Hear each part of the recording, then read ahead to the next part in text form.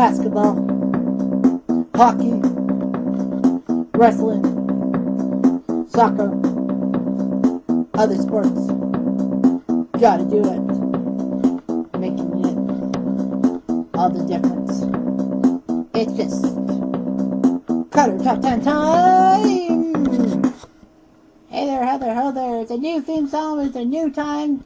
It's time to be rejuvenated. It's Cutter Top 10. Don't you forget it. Hey there, ho there. It's Jeff Cutter Diamond, and this Top 10 is on Saturday, June 4th, 2016. There was only one Top 10 in this block today because, out of respect for what happened last night, I'm only doing one. The sporting world and a lot of the American public world was stunned last night when it was learned that Muhammad Ali passed away from respiratory issues attributed to his Parkinson's disease. He was only 74 years old. So it was just a sad moment. And you know, he's transcended a lot of things. So this top 10, it's not a top 10 I took off anybody. It's my own top 10. And it will be the top 10 Muhammad Ali moments. Now this is not just a boxing top 10 list. It's a trend-setting top 10. So hopefully this works, and hopefully people will like it. Alright, here we go. Number 10, Muhammad Ali's own cartoon. People don't remember, but Muhammad Ali was actually in a famous cartoon in the 1970s. So basically, what happened with Muhammad Ali was that they wanted to capitalize on his popularity by putting him in a cartoon. So basically,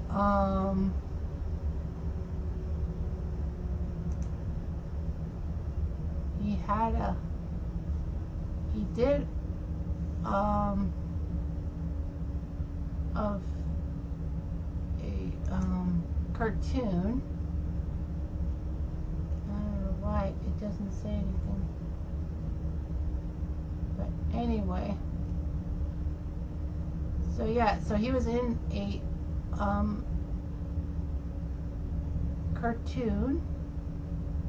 I don't know why I don't see it on anything here. Oh yeah, I Am the Greatest: The Adventures of Muhammad Ali in 1977. It was short-lived. It was only there for 13 weeks, and then they canceled it unexpectedly. And the weird thing about Muhammad Ali was he actually voiced himself in the 13-episode thing. It ran from September to December 1977. So yeah, it was kind of like Mike Tyson Mysteries, but you know what? Muhammad Ali had a great thing. It was amazing to see him in a cartoon, and for that cartoon to be the first one to feature a predominant black African American thing. Number 9 is his famous fight with Antonio Inoki in 1976. So to set this up, it was June 1976 when Ali and Antonio Inoki faced each other at the Nippon Budokan in Tokyo. Ali was 53-2. While Antonio Inoki was 1-0, which is strange. I mean, so anyway, Ali was the undisputed world heavyweight champion, and Inoki was the heavyweight champion of NWF. So anyway, there was a lot of press conferences held to promote the fight, and Ali actually gave Inoki the nickname the Pelican because of Inoki's jutted chin and all that. So anyway, Muhammad Ali, it was huge. Anticipation for the fight was huge. It would be broadcast in 34 countries around the world to an estimated audience of 1.4 billion. And the bout was actually seen on June 25th, closed-circuit TVs in the U.S. And it was closed-circuited at Shea Stadium and drew a crowd of over 32,000 people. They actually also had on that Shea Stadium card a real fight at Shea Stadium between Andre the Giant and Chuck Webner. So anyway, it was a huge fight going on.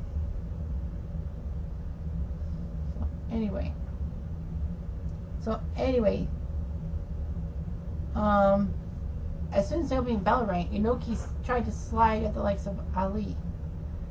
But the thing is that Inoki stayed on the ground for all but the first 14 seconds of the 3-minute first round. But the majority of the fight saw Inoki on his back trying to kick Ali's legs. Anyway, so Inoki couldn't do anything. The weird thing is that, you know, there was a lot of restrictions and all that. But the fight was scored as a draw, and the fans just got ticked off and all of that. The crowd threw trash in the ring, chanted money back, money back. It was just terrible. And the public, who were unaware of the restrictions put on Inoki in this match, was critical of his tactics during the fight. Ali's left leg was actually badly swollen and bleeding, which led to an infection. And he actually suffered 2 blood clots in his legs, affecting his mobility, which is weird because that fight nearly ruined him. Terrible. Number 8 is the Muhammad Ali roast. Now, there was a famous roast that Dean Martin did. Now, Dean Martin was known for his celebrity roast. That's part like a monthly special on his NBC show. And basically, Muhammad Ali was featured as one of the guests in 1976. He had a good host of people. Now, I know this because I watched the YouTube video called The Best of the Dean Martin Roast that someone put up for an hour, and Ali was there. There were a lot of good moments in the Ali roast. I know that Freddie Prinze Jr., when he was alive, no, Freddie Prinze Sr., excuse me, Freddie Prinze Jr. is still alive. When he was still alive, actually was doing the roast for Muhammad Ali. Well, he got up and said that Muhammad Ali's taught us poor guys in the ghetto to go somewhere. And Freddie would say stuff like, you see a black fighter, and a black fighter goes, "Look out, chump, here I come." A Puerto Rican fighter. "Okay, man." And then, like, with a gun. I don't think that would be politically correct today. But anyway, other moments from that Ali roast was Tony Orlando, who always looks like Freddie Prinze Sr. But Tony Orlando said that he talked to Muhammad Ali about a business venture that Ali and Freddie Prinze were going to go into, and they said, "Tony, we're going to do the cleaning detergent thing. We're going to call it Spick and Shine." And everyone laughed at that. So basically, Howard COsell even came up and said something like, "If I ever decided that Desert Island, I'd take you with me, because on a Desert Island, you need to have a Man Friday." Can't do COsell's voice. And then Muhammad Ali playfully tries to grab Howard COsell's toupee and says, "Everyone wants me to do something to you, right? Right! I don't want the TV company to sue me. I don't want the record. Your guys to sue me, but here I go." Anyway, so yeah, COsell and Ali had such a good moment with each other. Other parts, I just found this part today because I searched Muhammad Ali roast, and there was one with Ruth Buzzy, and she beat Ali senseless with her purse.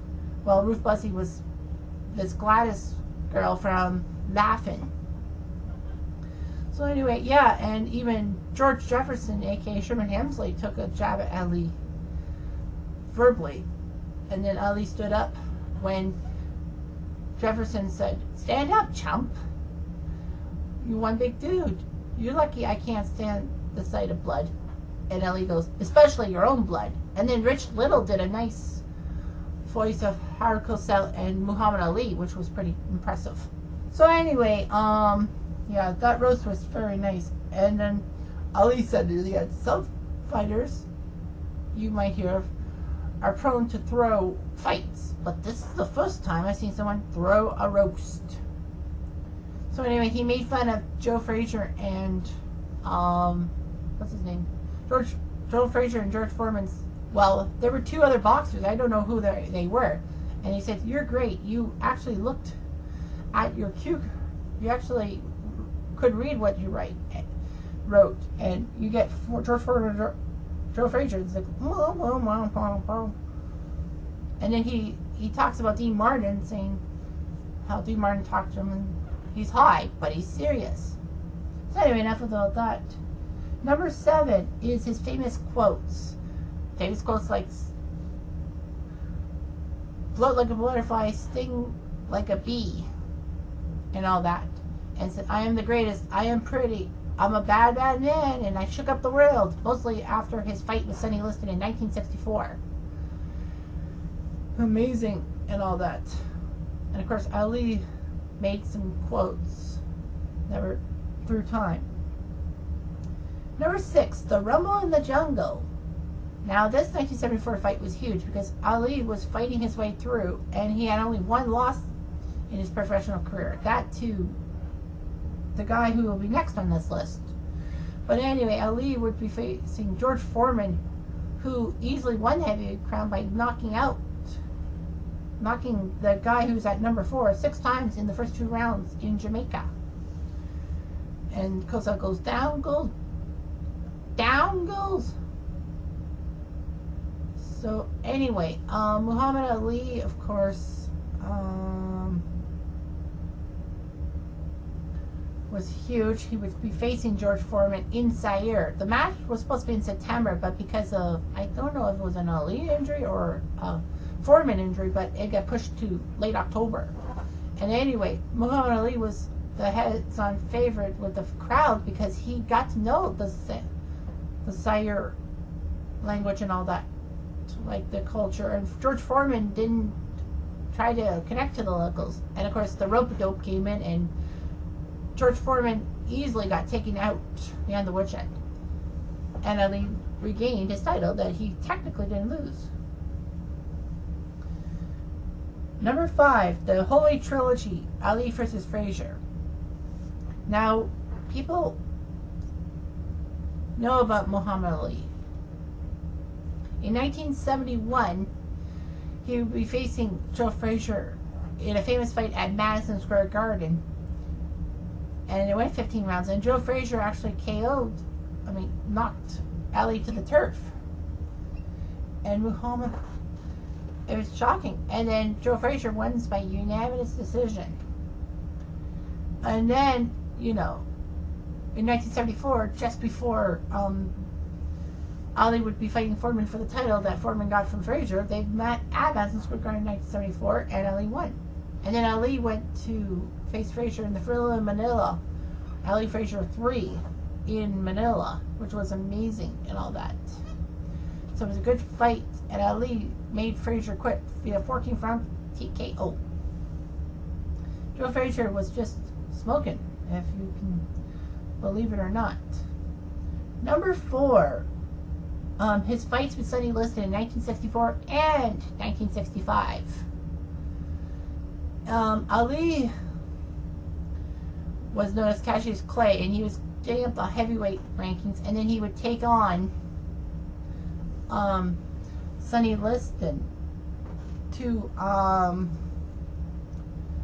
try to get the title. Of course, Sonny Liston was a thug and a former member of the mob. I think he was still connected to the mob. But anyway, in Miami, Ali beat Liston when Liston decided to quit before round 7, and Ali proclaimed he shook up the world and he's a bad, bad man.